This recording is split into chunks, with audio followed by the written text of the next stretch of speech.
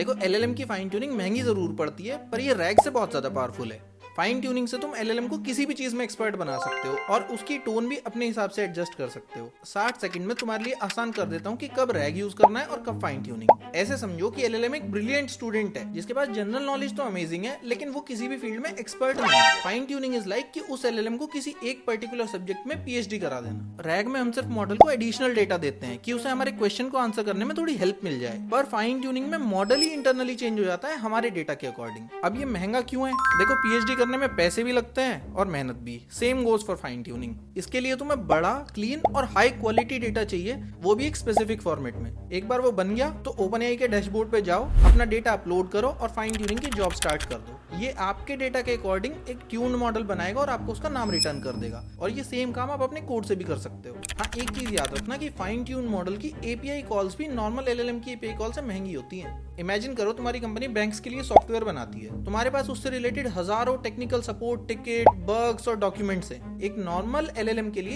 ये सारी चीजों को समझना बहुत मुश्किल है, पर अगर हम इस सब डेटा से अपने मॉडल को फाइन ट्यून करेंगे तो वो हमारे काम से स्पेसिफिक टेक्निकल चीजें और हमारे वेज ऑफ वर्किंग दोनों सीख जाएगा। और उसके बाद जो भी टिकट्स आएंगे वो डेवलपर्स को उनके perfect to the point solution suggest करेगा। बेसिकली अगर तुम्हें सिर्फ एलएलएम को कुछ नया डेटा देना है तो रैग इज द बेस्ट।